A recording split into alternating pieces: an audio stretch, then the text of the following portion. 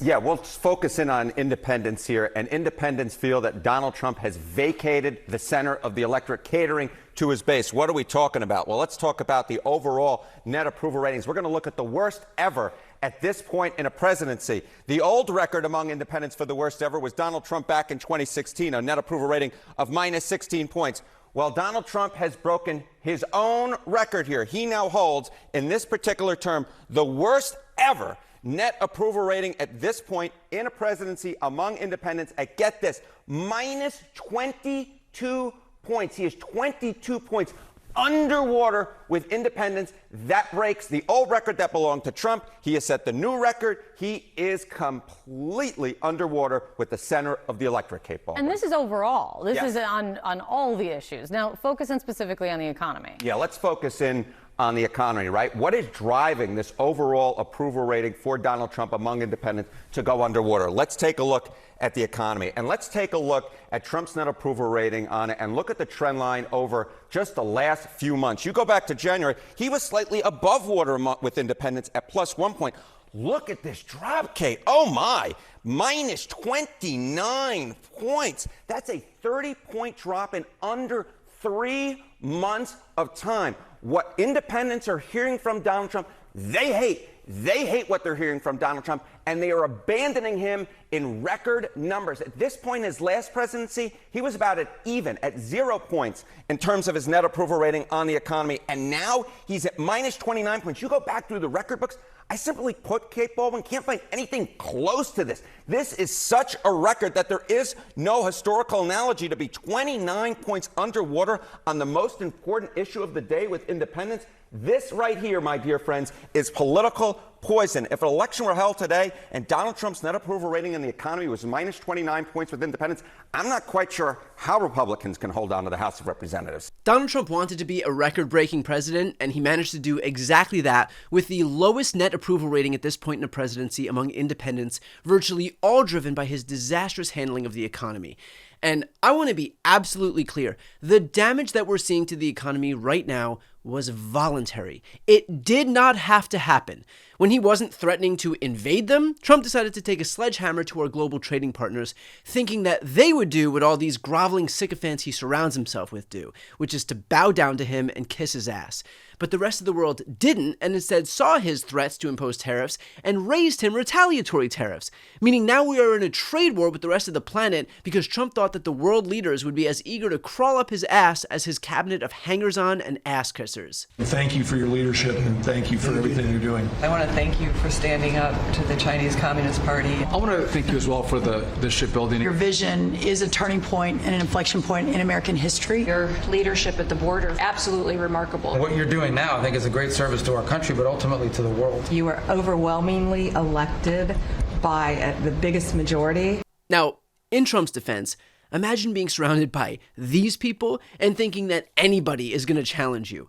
And that's a point, by the way, that I made with Tommy Vitor during a recent interview. He was so certain that every other world leader would capitulate because he has such a distorted perception of how the people around him act, because he is surrounded by the most groveling, sycophantic, obsequious hangers-on with their mouths latched onto his ass. And so, like, that really screws with how somebody perceives the people around them.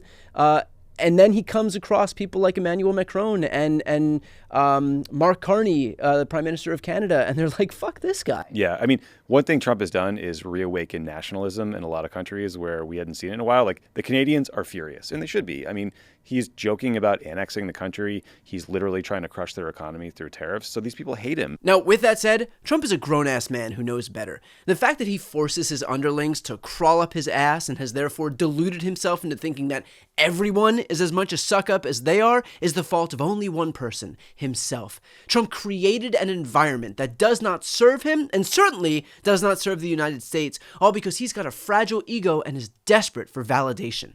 And what's worst of all, Trump claims to have done all of this in the interest of bolstering America's standing in the world in the face of an ascendant China, when in reality, all he's doing is driving the world into the arms of China.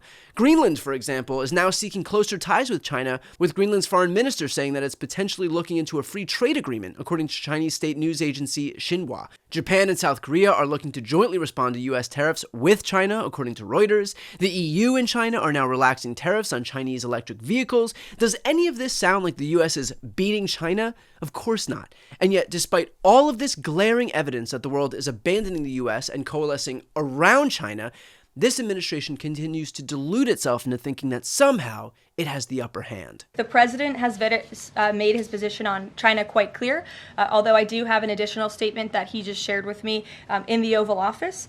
The ball is in China's court. China needs to make a deal with us. We don't have to make a deal with them. There's no difference between China and any other country except they are much larger.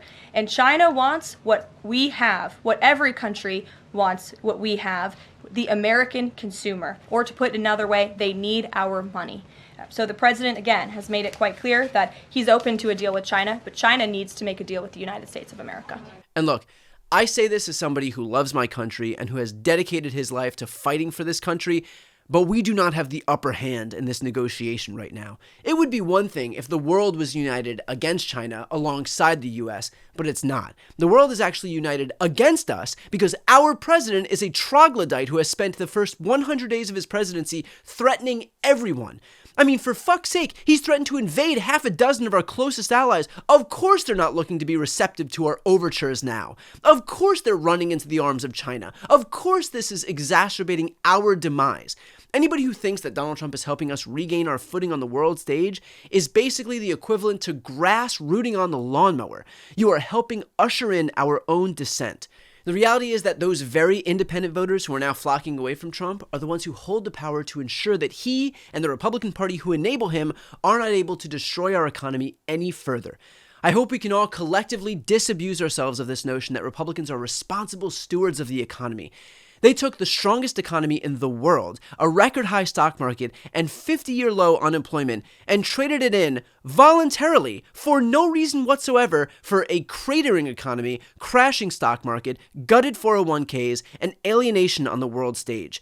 You don't have to be a Democrat to recognize what's happening and how it's impacting the broader economy and your own wallets. We have agency here. Let's make sure we use it.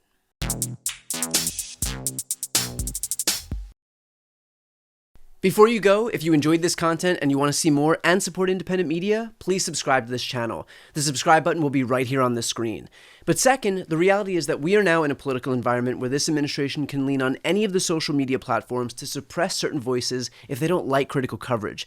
That means my longevity here is in the hands of a few tech billionaires who are already making it clear that they are willing to cater to this administration. To that end, signing up for my newsletter is a way for me to reach you directly if that ever becomes necessary. I'll put the link right here on the screen as well, so please sign up. It's free, but there's also an option to do a paid subscription if you'd like to support me and my team. I really appreciate it. Thanks so much for watching.